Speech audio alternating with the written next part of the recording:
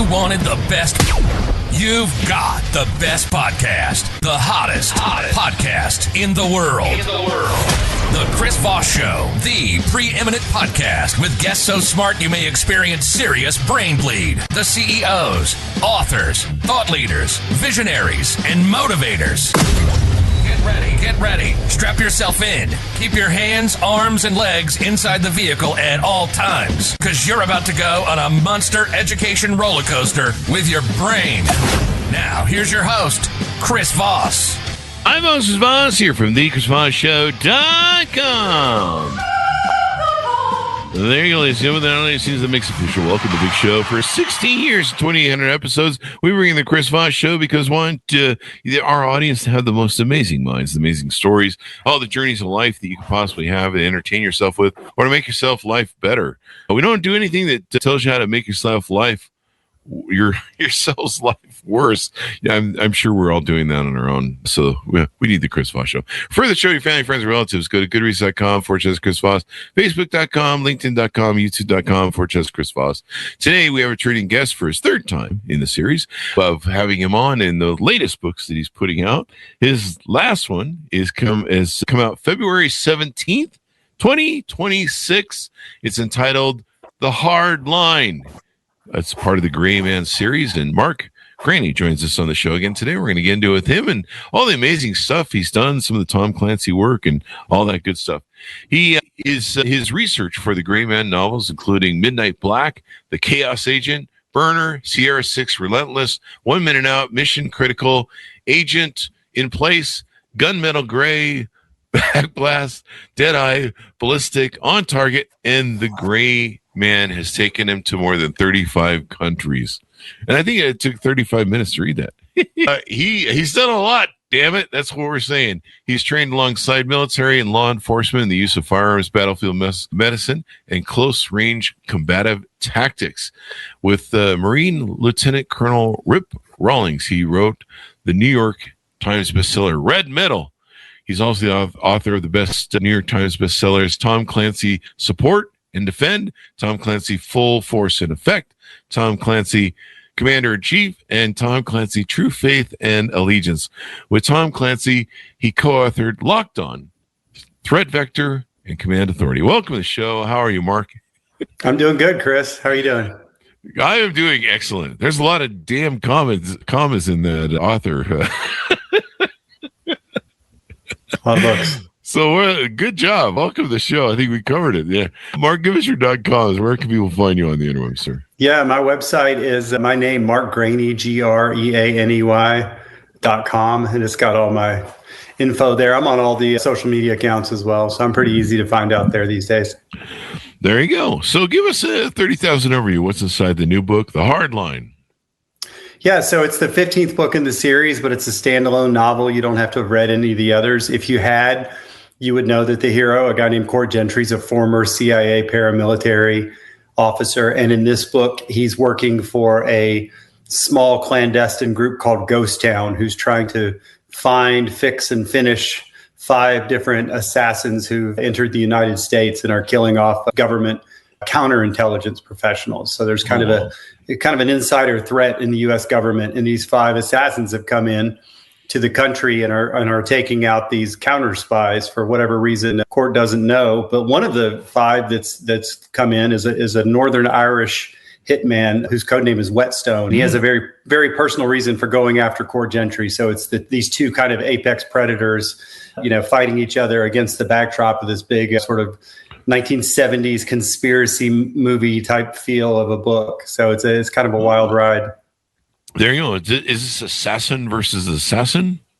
That is one of the plot lines, yeah. And then there's a lot of leaks and breaches in the government, and there's a lot of personal stories. Court's father is involved. Another main character's daughter is involved. There's the bloodlines and family lines of some of these main characters. There's another big chunk of this book. There you go. And you remember the assassin versus assassin in was it Mad Magazine? Yeah. Spy versus spy. Spy versus spy. The black trench coat and the white trench coat. I wish it was that easy to write those books. But so this is the 15th installment in the Gray Man series. Is that correct? Yeah, yeah. Wow, there you go, 15 books. Did you ever see getting to 15 or this far back when you started? People ask me, and I really was just trying to become a published author. Like I didn't even consider a book 2 or book 3. And I remember even before the first book came out, the editor came to me and said, "Would you be interested? We'd like to offer you the opportunity to write 2 more in the series." And I'm like, "Cool. What do you want them to be about?" And he's, "I don't know. You're the writer. You have to figure that stuff out." And I'm like, "Oh, okay." So I literally had never even considered a series. So I had a conversation with Tom Clancy once, and I was like, "Did you see, your book as a series, Jack Ryan going?" And he's, "Yeah, I had it all planned out." And I believe him. But if I said that, I would be lying if I said that. There you go. Congratulations, though. I mean, it's quite a feat, and you've done so much work. It's crazy, the Tom Clancy stuff, and then your own thing, and yeah, I don't know, boy, you guys. How often do you pump out a book? On average? Well, it used to be 2 books a year. I would guess if you did the math, I'm at about 1.5 books a year now, which may mean I'm slowing down, but it's just I'm taking longer to do each book. Once you've written the same series 14 times, on the 15th time, you have to come up with new ways to do things. And, you can either do the same thing again, or you can take a little more time, do a little more research, a little more travel, and dig a little deeper to come up with something. So I'm definitely slowing down, but I think it's to make the books better. There you go. Do you always make it a point to travel to places to, do research? It helps me a lot. I don't always, and sometimes I do it. Sometimes I go to places to write about because that's where I want to go. That's where I want to visit. And sometimes it's absolutely necessary for the book, or it might even be a place that I don't really want to go to. It's not the safest or the most wonderful place. But for this book, I went to Northern Ireland, which is actually very beautiful. But I stayed. Yeah. I rented a little farmhouse on a dairy farm down in South Armagh, which it used to be where the Irish Republican Army was like the most dangerous part of Northern Ireland for the British. And and I went there to see what it was like now, and it's very peaceful. But there was still, I saw in Belfast and down in South Armagh, I saw graffiti, pro-IRA graffiti, and murals on the wall, kind of celebrating dead IRA fighters. So there's still some, there's still a lot of sectarian issues going on there. Yeah. I've had many authors tell me, they're like, "Yeah, I usually write my book in a location I want to go on vacation." Yeah, I mean, that happens. So I'm going to the Grand Caymans this weekend, and it is for book research, but I'm not going to pretend that's the only reason I'm going. I'm going to have a good the Grand Cayman. Iran's out then right now these days, where you don't want to go to Iran and hang out. Yeah, I mean, there's some research going on there, I think. It's not like I had my bags packed to go to Tehran already, but yeah, I've taken that off the list. Yeah, that's off the list. So one of the themes you wrote about in the hardline is family. Why did you decide to focus on that in this book? You're always trying to think of how you can do your book different than the year before. And one thing I've sort of teased in other books is there's Court, my hero, it's taken 15 years of being betrayed by so many people that now he has this small little group of people that he can trust or maybe almost trust.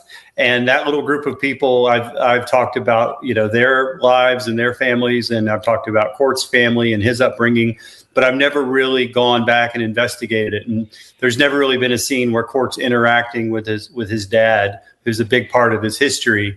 And I wanted to do that. And there's another character who I just very, just as a cast aside comment, had said that he had a daughter, but she was in the witness protection program. And I'd written that several years ago. And I was like, oh, let's investigate that and see what that means. And so it kind of these little things you throw out in a series, 5-10 books later, you go, hey, I can actually build on that and add, make kind of a richer, deeper story. So it was a fun thing to do, to talk about the families of these characters who, you only really see them in the here and now. There you go. Did you give any of them that weird Uncle Joe character that always shows up at Thanksgiving? No, I'm just There's no weird Uncle Joe. That's it. That would be a different series. Yeah. I might be the weird Uncle Joe. That could be a spinoff, maybe. I don't know. I might be the weird Uncle Joe because I don't have any kids. I'm the guy who's, hey kid, how's it going? Here's $50. Go make trouble. So on the book, you had the film adaptation of The Gray Man starring Ryan Gosling.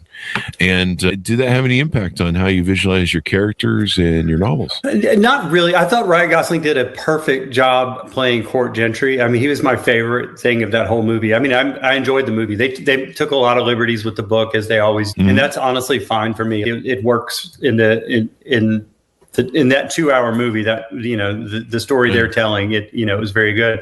But I thought really the best part of it was Ryan Gosling and the way that he played the characters. So I really wouldn't have to change anything. I see them differently. I mean, there's characters who died in the movie that are still alive in the series. So I can't really pattern anything after the movie, because it is a departure from the book. But, I definitely thought Gosling just had Court as good as I could have possibly ever written. There you go. So I was really happy with that. Yeah. See why they couldn't get somebody more good looking. That guy kills with the chicks. He earned the sexiest man alive a couple times or something like that. Probably. Yeah. If not, he will. I know the chicks love him in the movies and stuff. So there you go. That's awesome. Do you think maybe there's more movies coming out in the series? Can you tip off anything like that? Well, Netflix owns the rights to it, so they would have to do it, and I don't know that they're doing it. I imagine, because Ryan Gosling's doing a Star Wars now, and the directors, the Russo brothers, who also wrote the first version of the script, they are doing Marvel films. So I would hope that Netflix would think about rebooting it as a series, because there's a lot of really good series out there now, even in my genres. My friend Matt Quirk has the Night Agent series, and my friend Jack Carr's got the Terminalist series, and the Jack Reacher series by the Lee Child novel. So there's a lot of stuff out there like that, which that would be my dream, is to see the Gray Man come back in kind of a longer form and kind of tell like deeper, longer stories. But we'll see. It hasn't happened yet, but hope so. Yeah.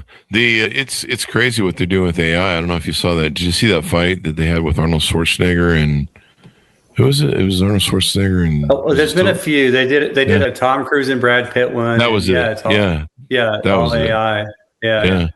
I think I saw Predator versus Arnold Schwarzenegger, the Terminator, and they were fighting in a house. But yeah, it's crazy. I mean, some of the stuff that's going on with Hollywood. Yeah. Do you have a favorite quote from The Hardline?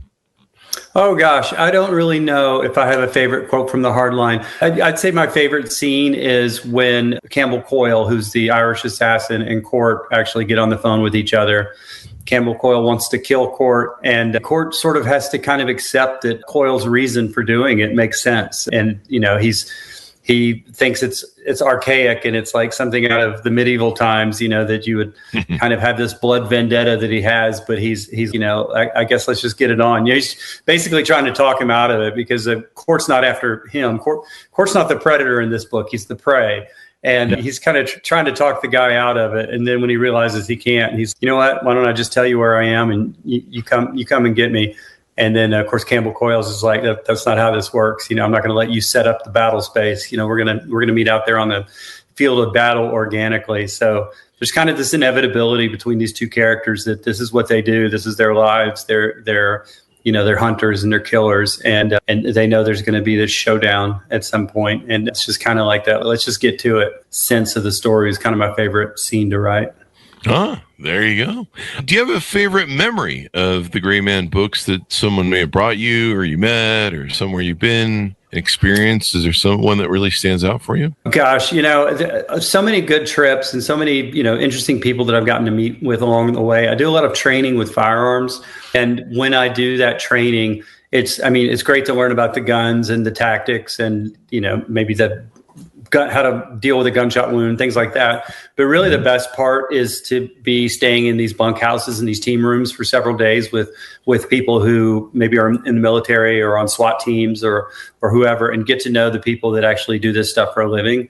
So, there's a firearms school in Middle Tennessee where I've taken week-long courses, and, you've got a guy on your team that you're with 24 hours a day who's 17 years old and he's going into the Army Rangers, and you've got another guy who's like 45 years old and he was a officer in the French military, and you've got SWAT guys, and you just basically, living in a bunkhouse with them and hearing their stories and learning about it. It's like there's a lot of really great opportunities that I've had writing these books, but, and I think about like how much I get out of something like that, those opportunities just to be with the men and women who do this for a living.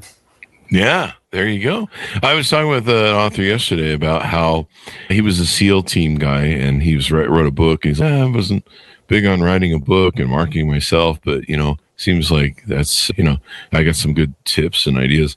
And I'm like, you're going to change some people's lives. I mean, you probably had some of your books maybe change some lives or have some impact on people.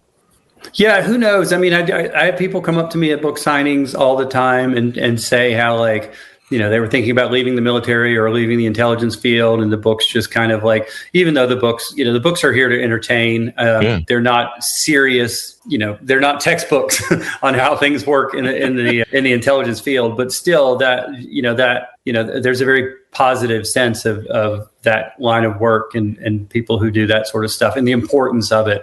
So I've definitely, even in last week, I was in Raleigh, North Carolina, and a guy who's in the intelligence field was like, yeah, this is, your books like kind of give me hope for my job and my career. And that feels great. Yeah.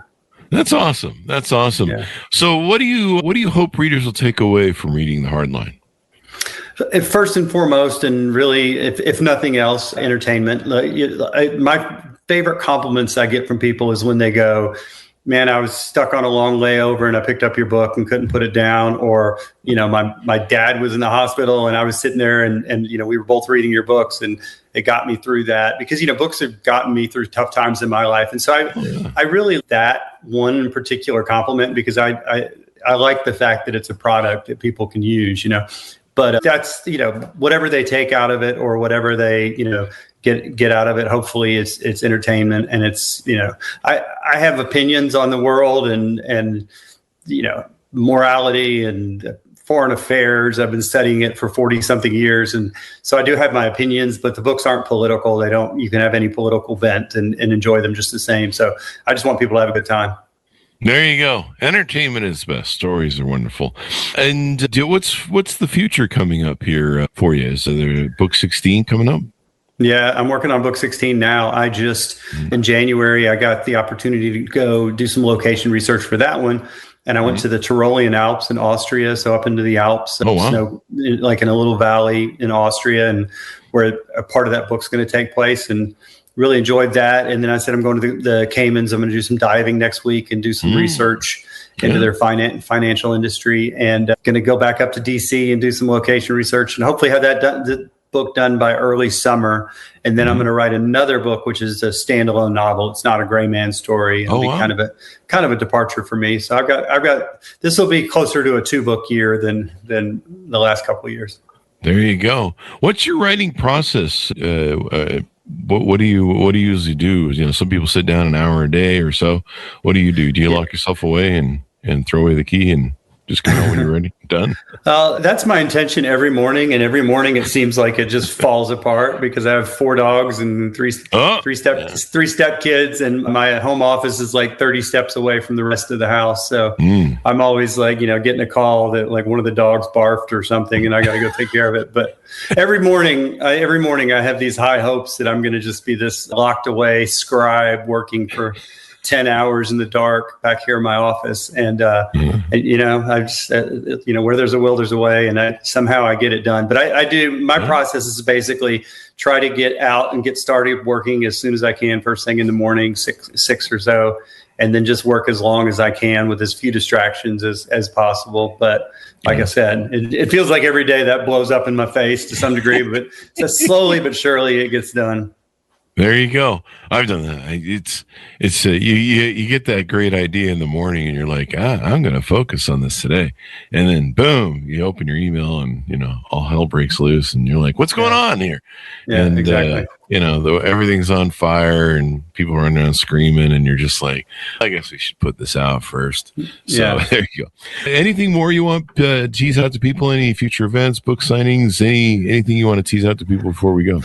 I'm done with my promotion for this book. I think I actually hope people do look at my website or me on social media, because I am releasing a video pretty soon called The Guns of the Gray Man, because it just occurred to me late last year, it occurred to me like 6 months too late, that I actually owned 16 of the guns that are used in the book. So I did this big video with a buddy of mine who's also an author, where we sort of like show the different weapons that the Gray Man uses and other characters, the villains use in the book, and shoot the guns and take them out and show why they were used in the book. So that's like a 45-minute video that I'm going to be releasing soon that I think people that like the series and are interested in the series would probably enjoy. So I'll probably have that up online in the next couple of weeks. Okay. There you go. Mark, it's been fun to have you on for a third time. Please come back for the fourth. We'd love to have you. Thanks, Chris. Always good to see you, man. Thank you. Good to see you, too. And as always, pick up his books wherever fine books are sold. Just order all 15 of the darn things. That way you can just blast right through them and enjoy them and binge them. People love that binging. The Hard Line, part of the Gray Man series, is out February 17th, 2026. Thanks for tuning in. Go to goodreads.com/Chris Voss, LinkedIn.com, YouTube.com, Facebook.com/Chris Voss, and you can see all the crazy stuff we're doing over there.